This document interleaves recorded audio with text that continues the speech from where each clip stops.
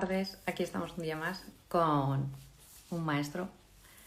Bueno, es doctor en comunicación, es José Luis Orihuela y es profesor en la Universidad de Navarra de narrativa multimedia comunicación multimedia y narrativa transmedia, perdón. Y vamos a hablar del libro que tiene de culturas digitales y nos lo va a acercar a nivel de madres para ayudar y educar a nuestros hijos en el consumo de las redes, en un consumo responsable. A ver, hola, qué Un placer. cordial saludo, ¿cómo estamos? Muy bien, fenomenal. Aquí estamos para aprender. Bueno, un gusto conversar contigo, Ana. Teníamos muchas ganas hace tiempo de tener este directo, o sea que en tus manos. Sí, de entrada te cambio las asignaturas, pero no pasa nada, creamos unas nuevas en las que impartes clase.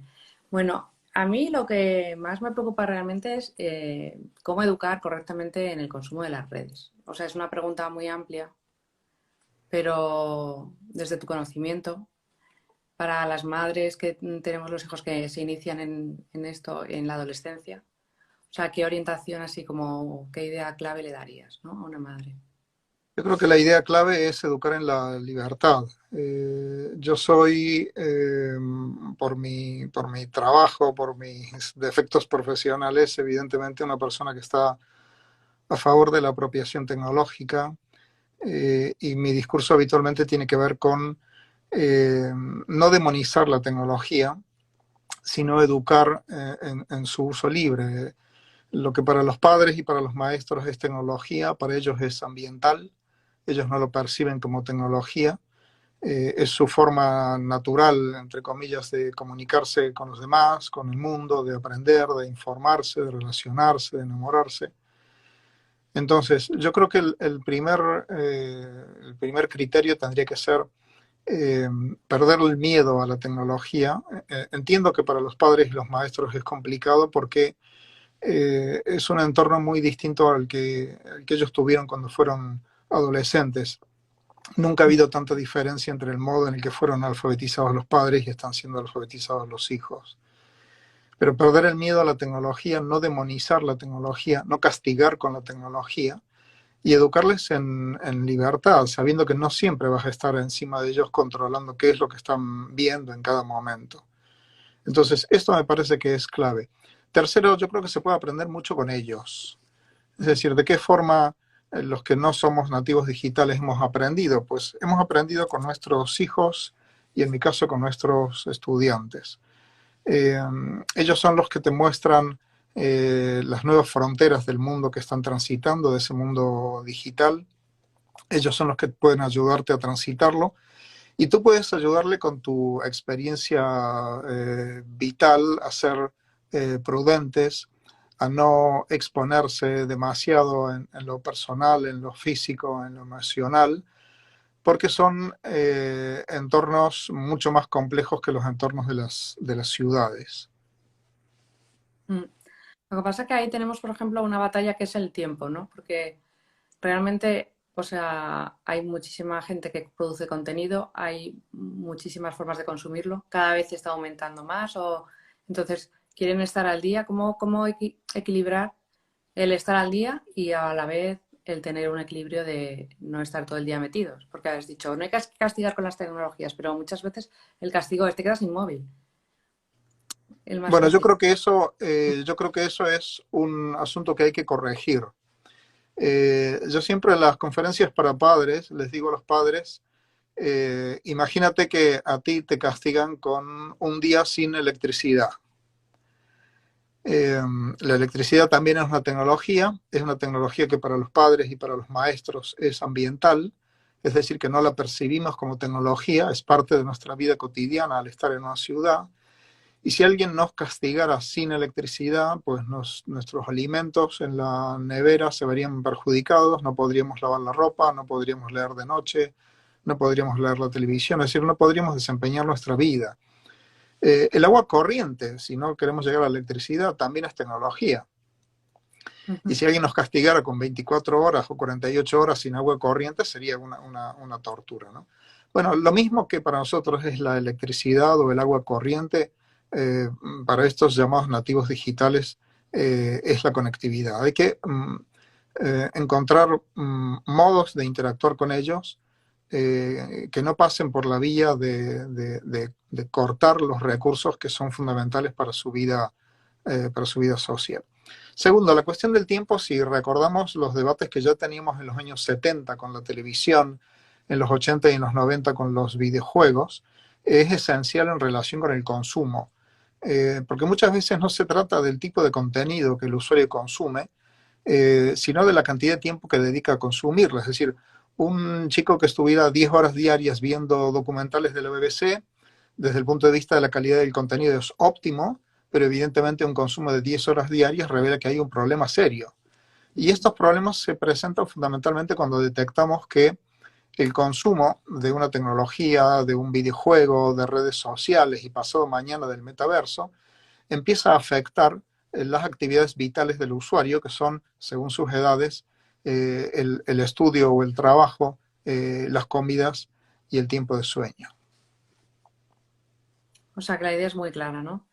Que tenemos que tener ese criterio de en cuanto ya no llevan la vida normal o les limita el poner unas barreras, pero realmente que viven con ello, ¿no? Que es parte de su vida, Sí, completamente. pero si te fijas, si la actitud de los padres o de los maestros siempre tiene que ver con control, con límites, con móviles fuera, con estás todo el día conectado, etcétera, Mm. lógicamente la relación de ellos con los maestros y con los padres eh, encuentra una barrera que no les hace, digamos, para nada flexibles, ¿no?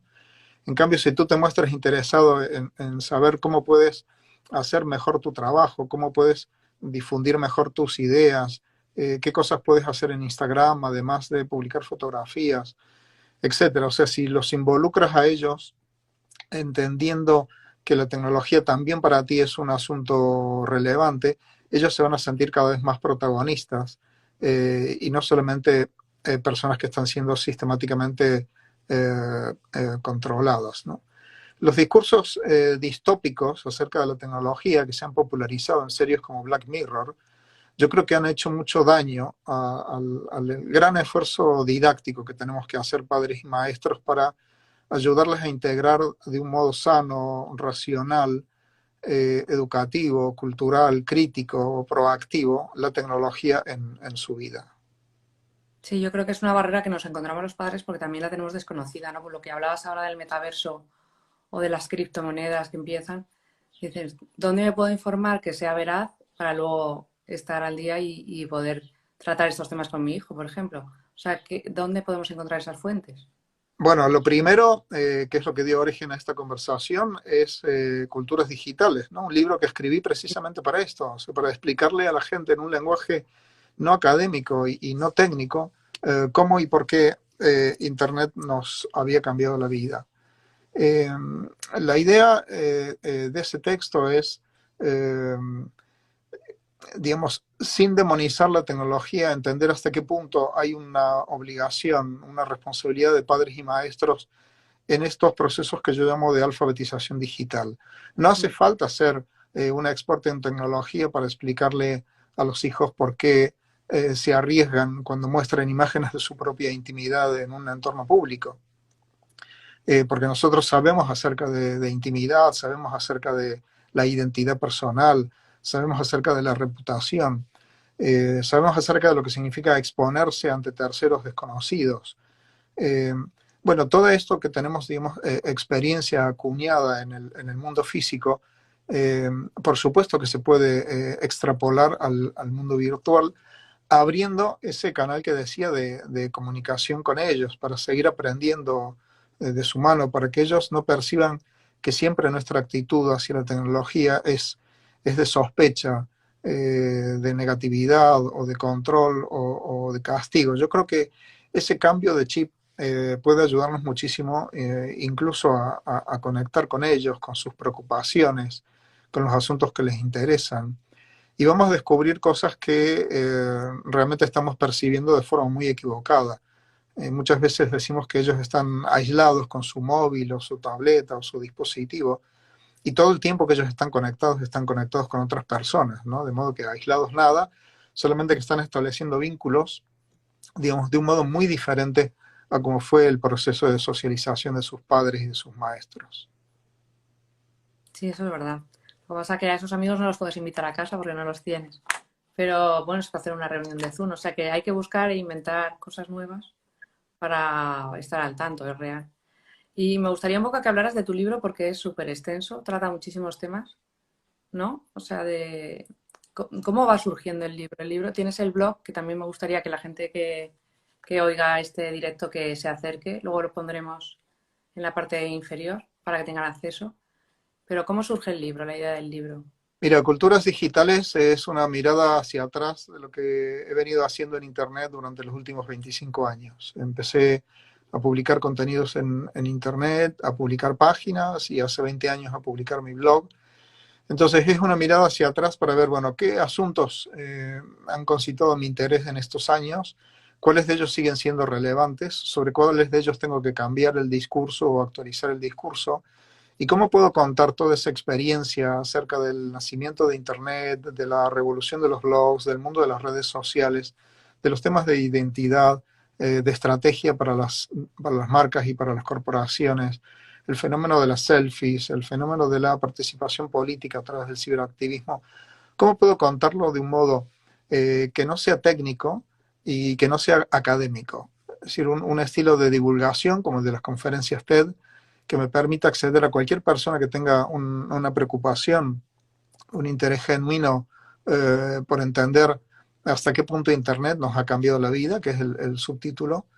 Eh, y esa es la gran apuesta y la gran propuesta del libro, en el que recojo todos estos temas de una manera, digamos, muy destilada.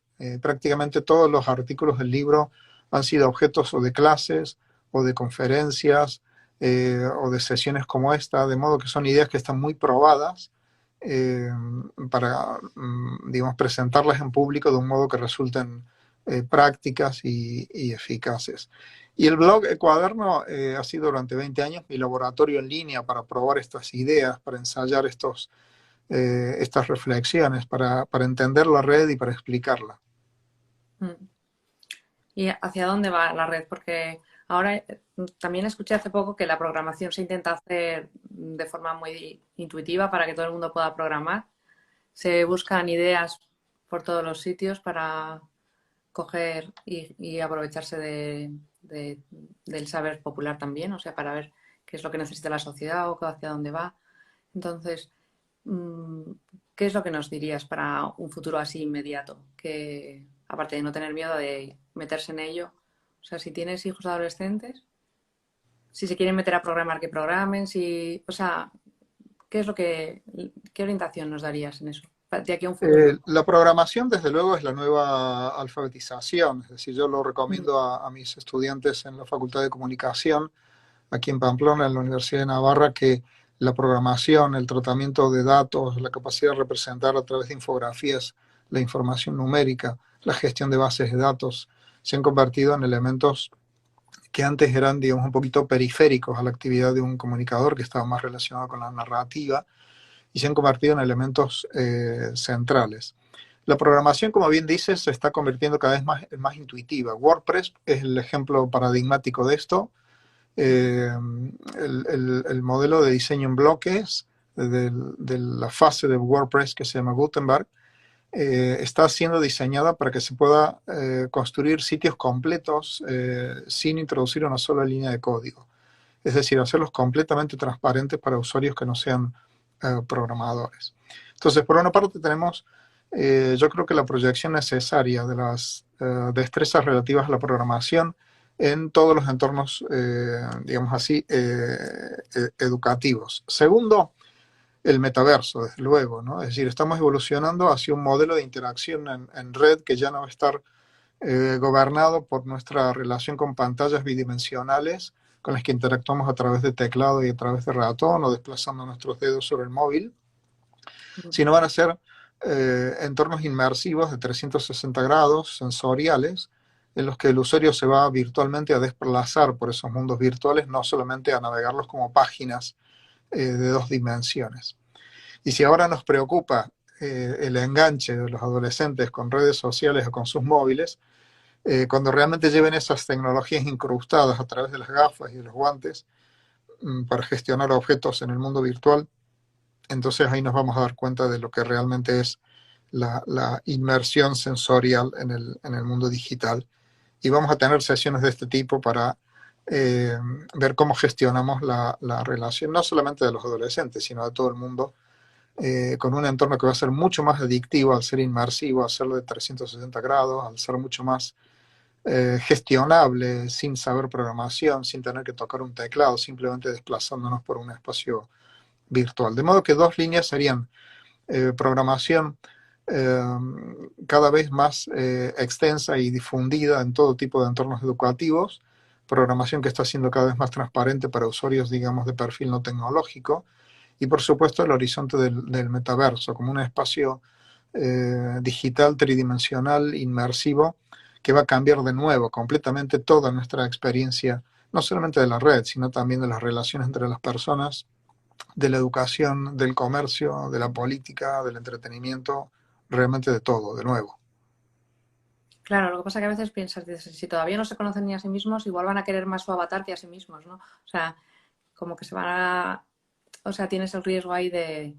Se perderá la persona en el metaverso. Es como... Bueno, cómo se construye y cómo se relaciona la identidad personal en cada uno de estos entornos tecnológicos que hemos ido teniendo durante los últimos 25 años, me parece que es uno de los retos centrales de nuestra cultura, por eso le llamo alfabetización digital. Eh, tenemos que pensar de entrada, frente a lo que es intuitivo para los padres y para los maestros, que las actividades que realizan nuestros hijos y nuestros estudiantes en los entornos virtuales son reales. Porque a veces tendemos a decir, bueno, vuelve a la realidad que estás todo el día conectado. Esta es una frase típica. Bueno, resulta que la conectividad es real, las interacciones que tiene con sus amigos, etcétera, en ese mundo virtual es real, que la gente se enamora de verdad, que la gente cambia de opinión política de verdad, que la gente compra de verdad, que la gente llora de verdad con las cosas que ve y que le ocurren a sus vínculos en los entornos sociales. Entonces, pensar que Internet es otro planeta y que solamente la realidad es la que corresponde al mundo físico es un gran error. El mundo virtual es real, solo que no es físico, por eso lo llamamos virtual o digital. Y para ellos, la diferencia entre el mundo físico y el mundo virtual, es decir, entre el mundo que pueden experimentar físicamente y el mundo que experimentan a través de dispositivos digitales, la diferencia entre esos dos escenarios cada vez está más diluida. Para sus padres y sus maestros está completamente delimitada. Es muy claro para ellos lo que es virtual y lo que es físico. Pero para ellos esa diferencia tiende a eliminarse. Y por supuesto, cuando avancemos hacia entornos inmersivos como los del metaverso, va a ser mucho más difícil distinguir intelectualmente cuáles son las experiencias, digamos así, reales de las experiencias virtuales, siendo todas reales, solamente que unas tienen lugar en entornos virtuales y otras en entornos físicos. Sí, lo que pasa es que todavía estamos, o sea, los que no somos del mundo digital, yo lo oía el otro día con una amiga y dice, pero es que la gente se está volviendo loca, mira que comprar ropa en el metaverso o comprarse una casa y pagar dinero. Y entonces es como, ¿cómo rompes estas mentalidades que tenemos? Porque son cosas que se van a encontrar tus hijos directamente. Bueno, por supuesto, del mismo modo que, digamos, comprar ropa para un avatar es en cierta forma como aplicar filtros a una fotografía que aplicamos en un avatar de dos dimensiones en Sí, nuestra red profesional LinkedIn o Twitter o Facebook o Instagram. Es decir, aplicamos un filtro, una iluminación, un encuadre, etcétera, para mostrar, digamos así, la mejor imagen de nosotros mismos. Cuando los entornos son tridimensionales, inmersivos, entonces efectivamente usas no solamente ropa, sino también usas accesorios y usas calzado. Tienes un espacio vital, apartamento, una sala, una cueva, una caverna o un escenario eh, que según lo sofisticado que lo quieras, pues seguramente va a requerir el trabajo de arquitectos que tendrán que diseñarlo, ¿no? Las agencias de comunicación digital ya están trabajando con arquitectos para crear los entornos del metaverso.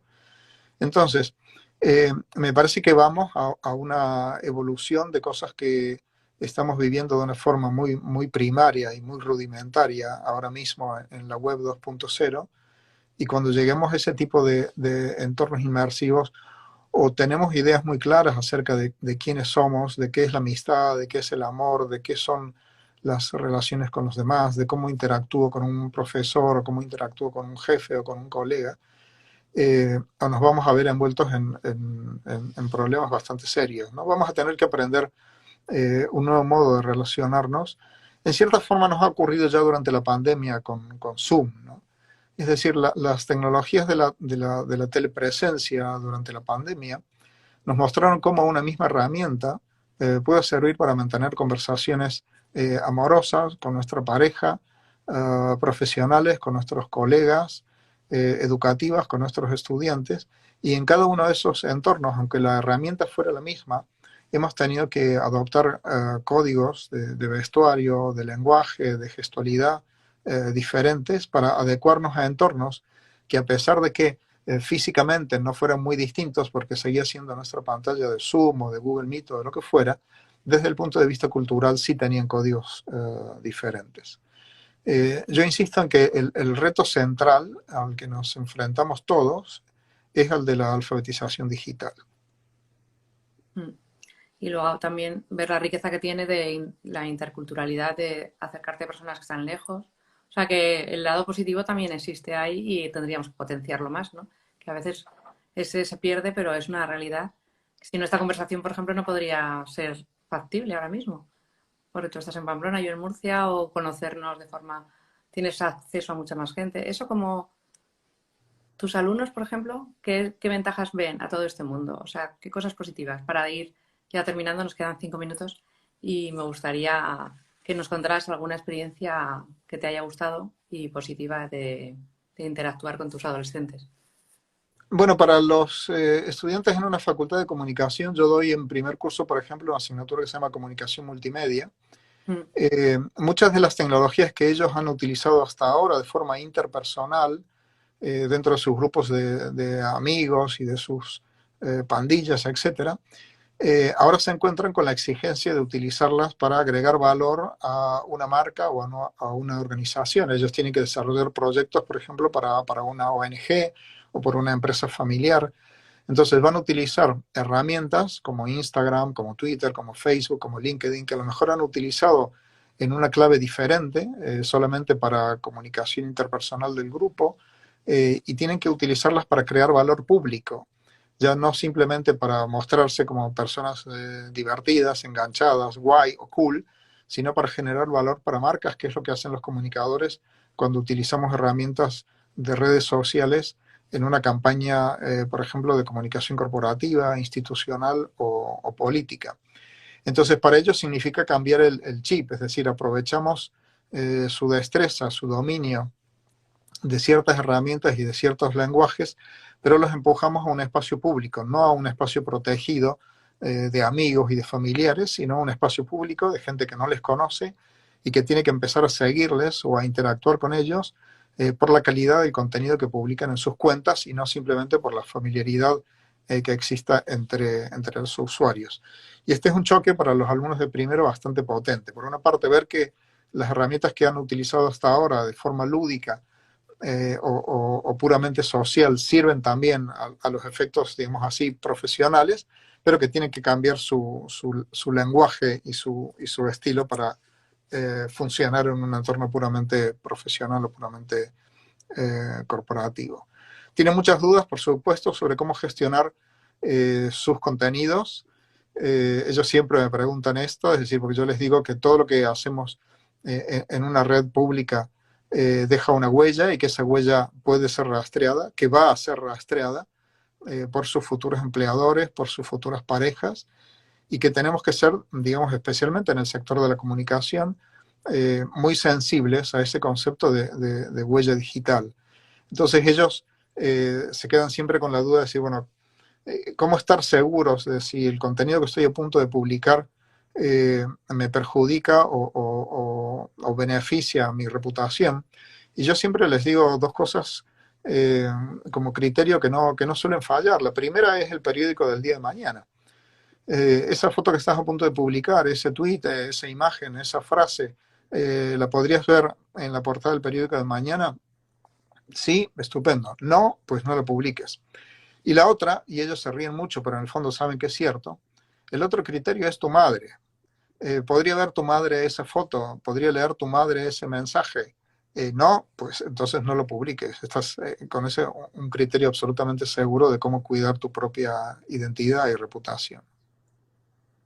Bueno, yo quería darte las gracias por tu tiempo porque la verdad es que hemos aprendido mucho y da gusto. O sea, tener una imagen de esperanza ahí en el futuro que tenemos por delante, que es apasionante y luego desarrolla un montón la creatividad de cada persona, que es una maravilla también.